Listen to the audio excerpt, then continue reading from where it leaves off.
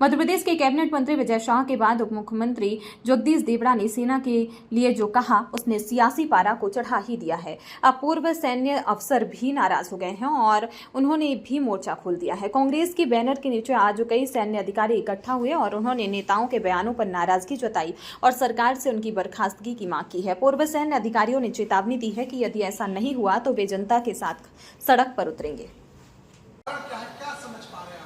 Politics sir, politics से दूसरा अपने आप को और आगे बढ़ाने के लिए उनको किसी की चिंता नहीं है। डिसिप्लिन नहीं है देश के अंदर, अनुशासन नहीं है, लोग सोचते नहीं है बोलने से पहले। ये लड़ाइयाँ हम लड़ रहे हैं, हम किस्मत वाले हैं कि हमारे पास एक ऐसी सशक्त आर्मी है जो हमारे लिए लड़ाइयाँ लड़ सकती है। अभी हमें इतनी तो समझ लाना पड़ेगी, हम कितने ही बड़े मिनिस्टर बन जाएँ, चीफ मिनिस्टर बन जाएँ, कोई बड़े से बड़ा बन जाए, हमें अपने देश के संविधान के प्रति, अपने देश की फोर्सेस के प्रति संवेदनशील तो होना चाहिए ना। दूसरे लोग अभी आकर के उनको सोचना चाहिए कि उनके बयानों से कितना फ़र्क पड़ सकता है। तो मैं चाहता हूं कि हमारे जितने भी, चाहे कितने ही बड़े से बड़े पॉलिटिकल लीडर हों, किसी भी पार्टी के हों, जब इस तरह के सेना के बारे में बोले तो सोच समझ के बोले। सर, अभी आपने एक शब्द यहाँ पर कहा कि राजनीति के चलते ऐसे बयान सामने आ रहे हैं। राजनीति किस बात को लेकर? क्या ट्रंप के मामले को दबाने के लिए? नहीं, ऐसा नहीं है। ऐसे ये राजनीति ऐसी नहीं दिखती। ये अपने आप को बड़ा करने के लिए, मोदी जी को खुश करने के लिए ये इस तरह की है। ये ऐसी कोई वो नहीं है। जी जी हाँ, वोट बैंक की देखिए, राजनीति चाहे वोट बैंक की हो, चाहे किसी और कारण के हो, कहीं ना कहीं एक सीमा तो रखना पड़ेगी। हर एक आदमी को अधिकार है कि अपने वोट बैंक का ध्यान रखे, हर पार्टी को अधिकार है कि सारी चीज़ें करे। बट भाई, ये देश को भी एक इज्जत है ना कहीं कोई एक लाइन तो ड्रा करना पड़ेगी कि अगर कोई उस लाइन से ऊपर निकले तो फिर उसके ऊपर एक्शन लेना ही चाहिए, और बिना डिले। सेना को तो छोड़ दें कम से कम, और सेना को तो छोड़ दें कम से कम।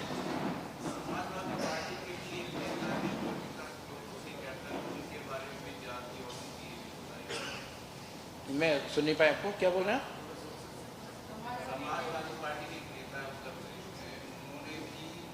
सर, आप लोग को पॉलिटिक्स में नहीं पढ़ना। सर, आप लोग हाँ, गलत है सर, गलत है, उनका भी गलत है, उनका भी गलत है। ये किसी पार्टी विशेष की बात नहीं है। ये किसी भी उसको राजनीतिक को सोचना चाहिए कि यार इनके बारे में ऐसी बातें ना करें। मैंने आपको बताया हमारे सिस्टम क्या है फौज का, कितने धर्मनिरपेक्ष होते हैं, कितने एक दूसरे के लिए होते हैं। उसके ऊपर आप धर्म क्यों, कहाँ बीच में लेके आ रहे हैं? धर्म और जाति की ज़रूरत है फौज में। वहाँ पर तो डे 1 से आपके अंदर जो देशभक्ति है वो उसके इंजेक्शन लगा के ठूस देते हैं। सुबह 5 बजे से लेकर रात को 10 बजे तक उनका यही सिस्टम चलता है, देश देश देश देश देश, भारत भारत भारत। अगर कोई इसके ऊपर आँख भी उठाएगा तो हम उसकी आँख फोड़ देंगे। हमको ये सिखाया गया है, सारे हथियार सिखाते हैं, सारा फिजिकल फिटनेस सिखाते हैं। धर्म का तो बात ही नहीं है। हमारा सीनियर, हमारा जूनियर, हमारा बडी, हमारा ड्राइवर, हमारा सिग्नल मैन, कोई भी किसी भी धर्म का हो सकता है, हम कभी सोचते भी नहीं है। एंड एवरीवन इज स्माइलिंग काम करने से पहले। मैं आपको बताऊं, द्रास के अंदर एक वार मेमोरियल बना हुआ है, कभी आपको मौका मिले तो वहाँ जाके देखिए। वहाँ पर बहुत सारे फोटो लगे हैं। जो भी यूनिट, चाहे वो कंपनी थी, प्लाटून था या बटालियन थी, जब ऊपर अटैक के लिए जाते थे तो वो सब फोटो खिंचवा के जाते थे। आप देखिए, सब हंस रहे हैं, खिलखिला रहे हैं, खुश होकर के हम जा रहे हैं ऊपर। उसमें से 1/4 वापस उस फोटो में दोबारा नहीं दिखे जब फोटो लिया गया दोबारा से। तो कोई जो थे जख्मी थे, कोई जो थे शहीद हो गए, बट उनकी स्पिरिट कम नहीं हुई। और उसके अंदर कोई ये नहीं था कि ये जाटव है, कि ये हिंदू है, मुसलमान है, फलाना है, कोई सोचता भी नहीं है। फिर क्यों उसको बिगाड़ा है? एक सिस्टम बना हुआ है, एक हमारे पास इतनी बड़ी धरोहर है आर्म फोर्सेज हमारे में, क्यों अपनी छोटी छोटी सोच से उसको खराब करते हैं? सर, इस पूरे मामले को देखा जाए तो हाई कोर्ट में सबसे पहले एक संज्ञान लिया, 4 घंटे की बात कही। हालांकि मामला 11 तारीख के था, उसके बाद फिर ये चीज़ें आजकल व्हाट्सएप हैं, आजकल पेपर्स हैं, उनके पास पहुंचती है। एक आदमी जिसका आपको मोरल बढ़ाना चाहिए, उसका आप ये सब सिचुएं देंगे, उसके दिल को दुख होता है। अभी वो मतलब कुछ भी करने के बाद में उन सेनाओं के लिए ये ट्रीटमेंट ठीक है क्या? अगर मान लीजिए इन्होंने ऐसा कहा होता, अगर मान लीजिए मुख्यमंत्री जी ने इमीडिएटली एक्शन ले लिया होता, सेना का मनोबल बढ़ जाता कि यार देखो हम हैं, हमारे लिए चिंतित हैं लोग। एक मध्य प्रदेश का मुख्यमंत्री है, जैसे ही उन्होंने ये काम किया उन्होंने इमीडिएटली उनको अपने वहाँ से मंत्रिमंडल से निकाल दिया। अगर हम देश के लिए लड़ा रहे हैं तो देश भी हमारे पीछे खड़ा हुआ। बट ये बात नहीं हुई। उम्मीद हो या नहीं हो, अगर नहीं होंगे तो हम फिर अपने एक्शंस लेंगे।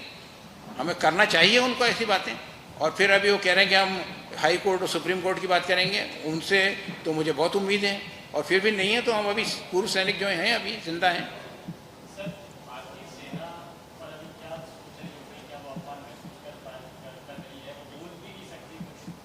देखिए सेना तो कुछ बोलेगी नहीं, उनको मतलब वो भी नहीं है, और ये बहुत अच्छी बात है, देश के लिए बहुत अच्छी बात है कि कुछ भी हो जाए और सेना वो बाहर नहीं निकलती। लेकिन हम लोग जो पूर्व सैनिक है अभी हमको बुरा लग रहा है, हम फील कर रहे हैं कि ये क्या हो रहा है, हम चाहते हैं कि इसके ऊपर आप एक्शन लीजिए, अगर तो हम उसको करेंगे। बुरा तो लगता ही है, आप खुद सोच के देखिए, अगर आप उनकी जगह बैठे हो तो आपको कैसा लगेगा। आप सोचिए कर्नल सोफिया कुरैशी को अच्छा लगा होगा जब किसी ने उनके बारे में ऐसी बातें कही होंगी, तो पूरा सारा कुछ उसने किया, एक एक ब्रीफिंग दी, सेलेक्टेड हुई, वो हर कोई को सेलेक्ट नहीं करते ब्रीफिंग देने के लिए। इतनी बड़ी आर्मी में बहुत सारे लोगों को देखते हैं, फिर देखते हैं जिसको नॉलेज है, जिसने अच्छा किया है उनको करें, और उसके बारे में कोई ऐसा बोले। बाकी कई लोगों ने बोला हुआ कि नहीं इनका परेशानी मत होइए, ये नहीं करिए, वो सब अपनी जगह पर है, बट एक चीज़ तो मन के अंदर आती है ना, मध्य प्रदेश से उसका गहरा और मध्य प्रदेश से उनका गहरा रिश्ता है।